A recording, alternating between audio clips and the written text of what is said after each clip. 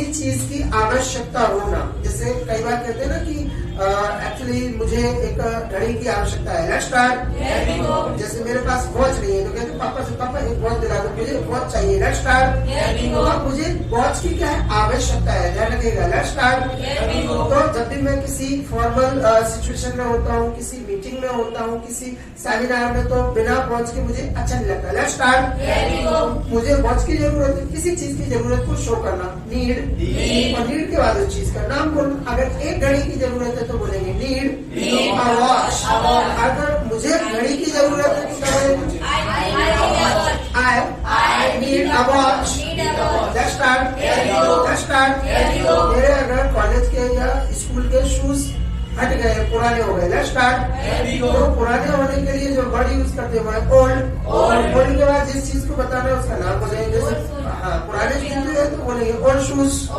लेकिन अगर जूते घिस गए हैं, पिट गए हैं, मतलब जैसे कई बार क्या होता है कि किसी चीज को बहुत ज्यादा रफली यूज कर लेते हैं या लंबा यूज कर लेते हैं, तो वो क्या थोड़ा धीरे धीरे घिसना शुरू हो जाती है, लेट्स स्टार्ट, लेट्स स्टार्ट।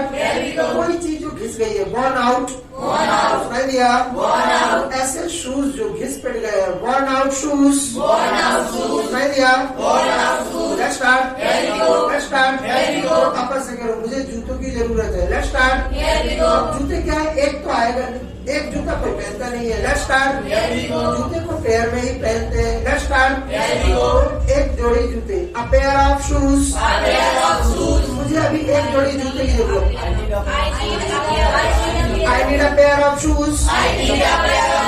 जब कोई कैंडिडेट बहुत दिनों से यात्रा करके आ रहा, 4-5 दिनों से कंटिन्यूअस, और साथ में वर्क भी करता आ रहा अपना पूरा, लेट्स स्टार्ट। ट्रैवलिंग भी कर रहा है, वर्क भी कर रहा है, और घर पर आकर वो थक जाता है, अगर काफी टायर्ड हो जाता है, लेट्स स्टार्ट।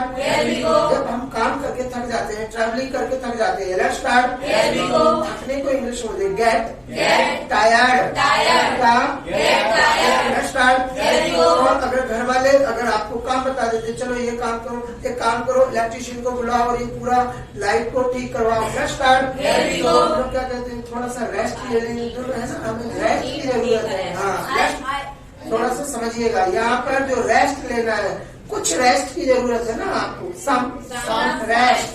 तो यहाँ पर क्या बोलेंगे इंग्लिश में, आई नीड सम रेस्ट।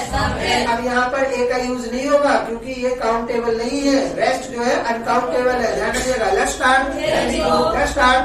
और अगर मैं मान लो फिट हूँ, मतलब कि मैं 2 दिन से रेस्ट ले रहा हूँ, मैं ठीक ठाक हूँ, कोई मुझे प्रॉब्लम नहीं है, लेट्स स्टार्ट। तो हम लोग कहते हैं ना, मम्मी आप बताइए कोई काम हो तो, मैं मतलब कि ठीक हूँ, मैं टायर्ड नहीं हूँ, लेट्स स्टार्ट, लेट्स स्टार्ट। मुझे कोई काम बताओ अगर काम करना है, तो मम्मी कहती नहीं अभी कोई काम नहीं है, लेट्स स्टार्ट, लेट्स स्टार्ट। एक काम करो, पढ़ाई करो, तुम्हें अभी एग्जाम्स आ रहे हैं ना तुम्हें पढ़ाई करनी चाहिए, लेट्स स्टार्ट। तुम्हें अभी पढ़ाई की जरूरत है ना, लेट्स स्टार्ट। अब देखिए क्या है, किसी काम को करने की जरूरत। अब किसी काम को करने की जरूरत, तो जरूरत के लिए तो अभी हम मालूम कौन सा वर्ड यूज करते हैं, नीड, जरूरत के लिए। लेकिन किसी काम को करने की जरूरत, तो नीड के बाद टू का यूज करते हैं। तो कहते हैं ना कि तुम्हें पढ़ने की जरूरत है, अभी पढ़ाई करो, बाद में मैं बता दूंगी जो काम करना है, let's start, let's start. To के बाद एक्शन की first form, let's start. Mummy क्या कह रही, आपको अभी पढ़ाई की जरूरत है, पढ़ाई करो, let's start. You need to study, जब कहीं बाहर से मैरिज का कार्ड आता है, लेट्स स्टार्ट, लेट्स स्टार्ट। घर वाले क्या कहते हैं, जैसे जो जब घर में डिसीजन लिया जाता है कि कौन जाएगा, तो लास्ट में अगर जैसे घर में डिसीजन होता है कि पापा एक काम करें, हम लोगों के तो एग्जाम्स आ रहे हैं और मम्मी इंटरेस्टेड नहीं है, आपको जरूरत है आप जाइए, क्योंकि वहां पर बहुत सारे रिलेटिव्स आएंगे, बहुत दिनों बाद मिलेंगे वो आपसे, तो आपको जाना जरूरी है। कहते आपको जाना जरूरी है, तो अब जाने के लिए जो वर्ड यूज हो रहा है गो देयर, कहाँ जाना जरूरी है, गो देयर। कहते आपको जाना जरूरी है, you need to go there. Let's start. बच्चे कहते ना कि घर में खेलना, और अचानक से कोई जैसे रिलेटिव आ जाए या कभी गेस्ट आ जाते हैं, तो बच्चे क्या बाहर चले जाते हैं खेलने के लिए। और बाहर अगर बारिश हो रही है, बहुत तेज ठंड है, हवा चल रही है, लेट्स स्टार्ट। मम्मी कहती है बाहर जाने की कोई जरूरत नहीं है, लेट्स स्टार्ट। अब यहाँ पर देखो, जो किसी काम को करने की जरूरत नहीं है, तो अब यहाँ पर नीड टू का यूज नहीं होगा। अब यहाँ पर क्या है, नीड के बाद नॉट का यूज होगा, सीधा सीधा, लेट्स स्टार्ट। और नॉट के बाद एक्शन का यूज होगा, ध्यान रखिएगा, लेट्स स्टार्ट। चलो यही करो, बाहर जाने की जरूरत नहीं है, बाहर जाना, गो आउट, क्या तो कोई जरूरत नहीं है, you need not go out, क्या लेट्स स्टार्ट। कई बुजुर्ग लोग आज भी ऐसे हैं जो ठीक होने के बाद भी, फिट होने के बावजूद भी कुछ आयुर्वेदिक मेडिसिन खाते रहते हैं। जैसे नाइट में डिनर के बाद कई बार क्या है, हाजमे की गोली खा लेना, पेट साफ करने की गोली खा लेना, या कई ऐसी मेडिसिन खाते रहते हैं।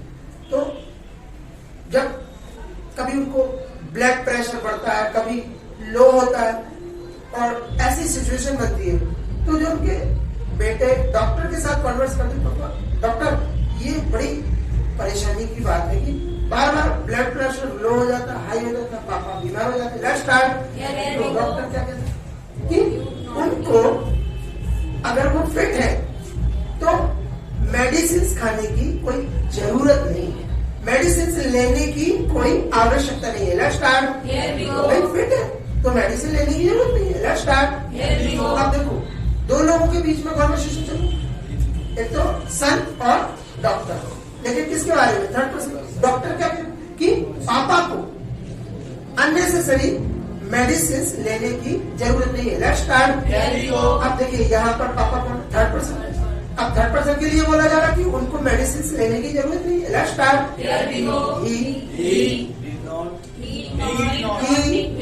Need not have medicine. अच्छा, एक चीज का ध्यान रखिएगा, जो अक्सर लोग इंग्लिश बोलते वक्त, इस टाइप की इंग्लिश बोलते वक्त मिस्टेक्स कर जाते हैं। थर्ड पर्सन को देखकर वो नीड में एस लगा देते हैं, नीड्स। यहाँ पर जो नीड और नॉट का यूज है, वो कोई भी कैंडिडेट हो, चाहे फर्स्ट पर्सन हो, चाहे सेकंड पर्सन हो, चाहे थर्ड पर्सन हो, हमेशा नीड के बाद कभी एस का यूज नहीं होता है, इतना ध्यान रखिएगा, लेट्स स्टार्ट। अभी तो डॉक्टर क्या कह रहा है, he need not have medicine, let's start.